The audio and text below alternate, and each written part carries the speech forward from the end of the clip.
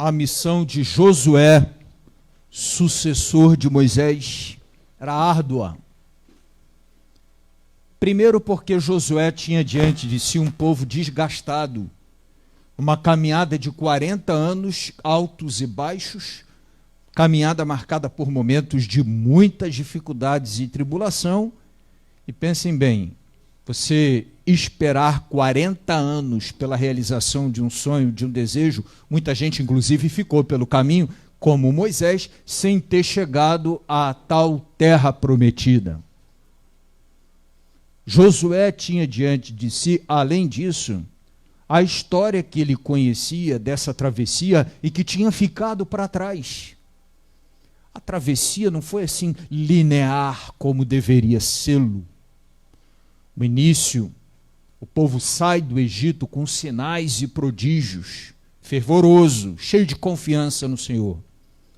O próprio Senhor estabelece uma aliança com eles, se compromete com aquele povo para sempre. Serei o vosso Deus, vós sereis o meu povo. Mas na medida que vai passando o tempo e que foram aparecendo as dificuldades, a tentação da infidelidade, de, por exemplo, ceder a deuses dos povos vizinhos que plantavam e colhiam, e eles, em caminho, ainda nômades, nem sempre plantavam e colhiam, sempre representou esta tentação da idolatria um probleminha ali sério a ser administrado. E não raro, quer dizer, não poucas vezes, o Senhor precisou intervir e chamá-los à fidelidade. Puxar a orelha quanto à infidelidade, dizer volta para o Senhor. E o povo se arrepende, e o Senhor concede o perdão e volta-se à situação de plena comunhão. Mais ou menos essa história marca aí esse momento de travessia, e Josué tinha com ele, conhecia, se não toda a história, por tê-la vivido, conhecia, porque certamente Moisés, no Deuteronômio, que é um grande discurso de Moisés, ele fez questão de retomar essa história, de modo a fazê-la conhecida para o povo e para Josué. Em relação ao povo, havia um erro que a gente comete também, bastante.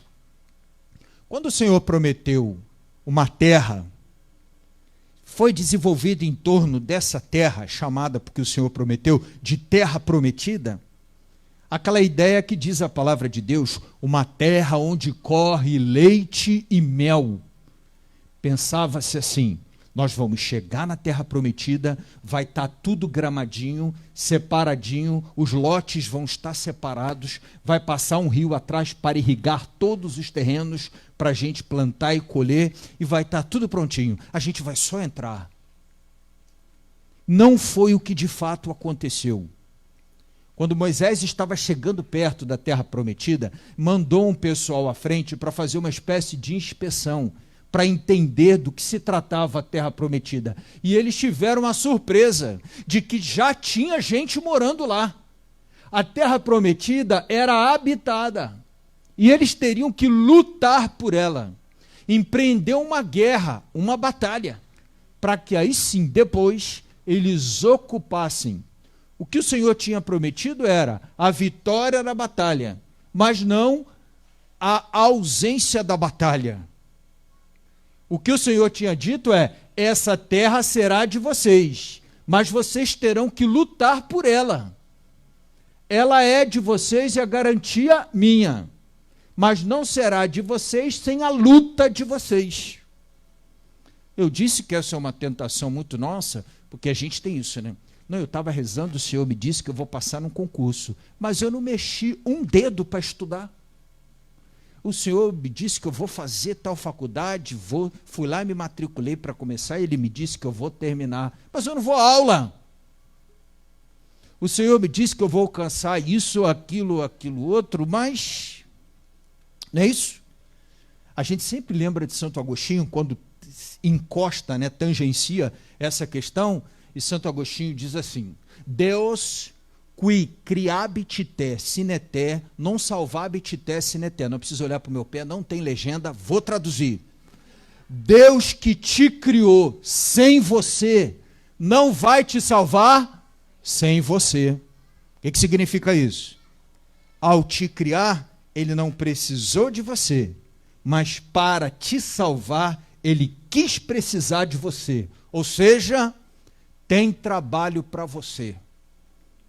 Tem a garantia e a certeza do êxito. A garantia e a certeza da vitória. Mas não sem o nosso trabalho, não sem o nosso esforço. Josué precisou administrar isso. A insatisfação de um povo que descobriu que para entrar na terra prometida, precisou, por exemplo, empreender uma batalha em Jericó. O pessoal mais antigo conhece, fui com Josué lutar em Jericó. Quem conhece? Mais de 40. Quem conhece tem mais, oberô, né? Antigão, isso aí.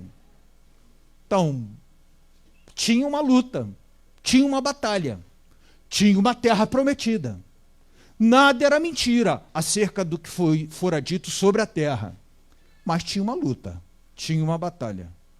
Nem sempre a gente se dispõe, está afim, está disposto à luta e à batalha. Não é que o nosso Deus não tenha prometido, prometeu.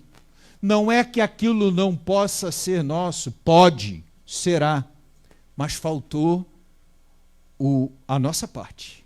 Faltou, ele te criou sem você, não vai te salvar sem você. Faltou essa parte tua. Essa parte é essencial.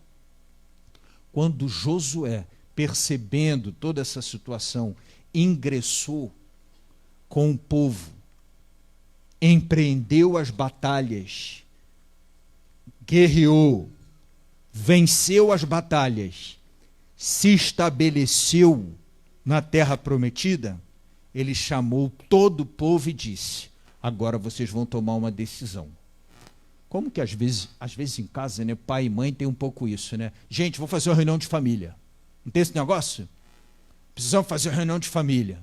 Junta aqui, porque a gente tem uns pontos, umas coisas que a gente precisa zerar, acertar, colocar no caminho certo, tal. Josué fez um pouco isso, né? Reuniu todo o povo e disse: agora, por favor, decidam. Vocês vão reproduzir o comportamento dos pais de vocês, nossos pais, antes e depois da travessia?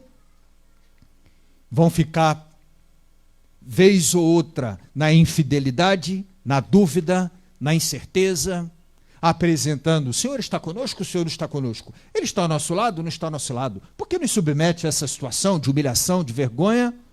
Ou vamos caminhar na confiança? E aí Josué, inclusive, dá um empurrãozinho legal, ele diz assim: ó, quanto a mim, eu e minha casa, nós serviremos ao Senhor.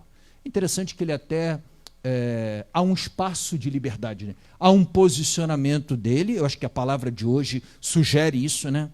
Sugere que nossas conquistas acerca daquilo que Deus prometeu para a gente envolve nosso braço, nossa força, nossa perna, nosso esforço, nosso trabalho. E tem um segundo ponto interessante, que é a necessidade da gente se posicionar. E foi o que Josué fez diante do povo. Deixou as coisas claras. Quanto a mim, eu e minha casa serviremos o Senhor. Não sei vocês, como, o que comportamento terão, mas eu gostaria, está dito ali implicitamente, né, de liderar um povo que me seguisse na fidelidade ao Senhor. Que não desse, de alguma forma, Josué pode ter pensado isso, para mim, o trabalho que vocês deram para Moisés, que no final das contas foi o motivo pelo qual Moisés nem entrou na terra prometida, de tanto que ele foi cutucado, de tanto que ele foi instigado a duvidar. Duvidou e por isso não ingressou na terra prometida. Josué pedia, portanto, ali um posicionamento. A gente precisa se posicionar.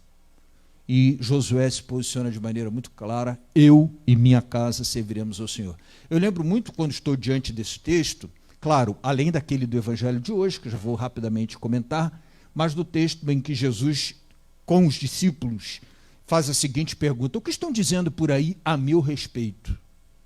E aí, a resposta a essa primeira pergunta, impessoal, né? O que estão dizendo por aí?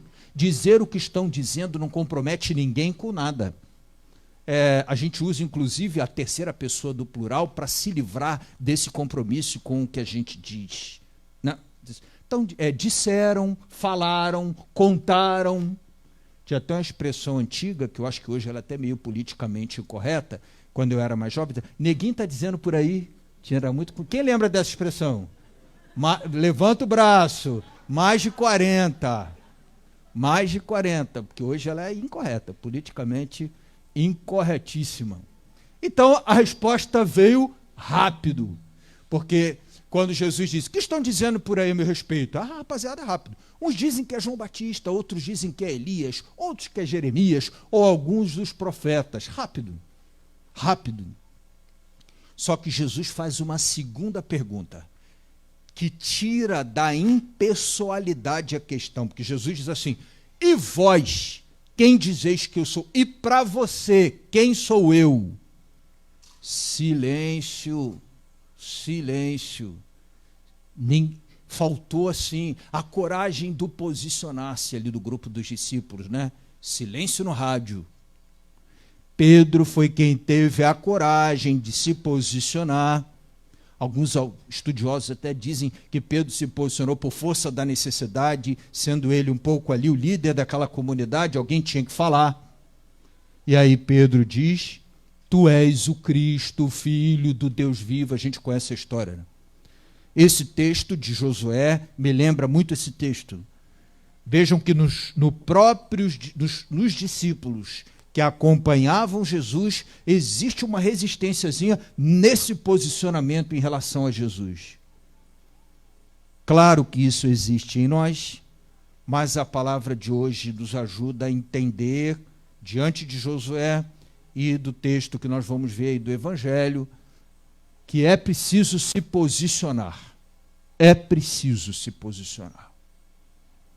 O Evangelho de hoje, eu dei um spoilerzinho no início, né? Diz que Jesus faz uma pregação, na verdade é a continuidade do evangelho da semana retrasada, que seria o evangelho continuado na semana passada, que a gente interrompeu porque celebramos a Assunção de Nossa Senhora, e aí nós acompanhamos as leituras marianas e não aquela que seria do 20º domingo do tempo comum. Jesus faz o grande discurso do pão da vida, eu sou o pão vivo, aquela coisa toda, e aí a turma diz para Jesus: essa palavra é muito dura, não vai ser possível ir adiante, não vai ser possível seguir, esta palavra é muito dura. E os discípulos esperavam de Jesus que ele flexibilizasse as coisas. E Jesus se coloca de uma maneira diferente, diz: vocês também querem ir embora? Fiquem à vontade. E aí Pedro responde, né? A quem iremos, Senhor? Só tu tens palavras de vida eterna. Pedro de novo, né? Como ele se posicionou da outra vez: tu és o Cristo, Filho do Deus vivo. Foi ele que se posicionou agora também. Só a quem iremos? E para onde? Atrás do quê? Sentido para a nossa vida aonde? Fora do segmento, fora do te seguir, fora do ir contigo e daí por diante. Quero propor, portanto, para a nossa reflexão de hoje, e aqui eu concluo, para não me estender, vocês já estão um dia todo aqui na igreja, né? E nesse dia de retiro, de oração, de reflexão, da necessidade, como tema desta semana, da gente se posicionar, da necessidade que eu, pessoalmente, responda, me coloque diante da pergunta que o Senhor me faz: você quer me seguir? Vamos caminhar juntos? Você quer ser um homem de fé, uma mulher de fé? Você quer fazer do Senhor Jesus o Senhor, o centro da sua vida?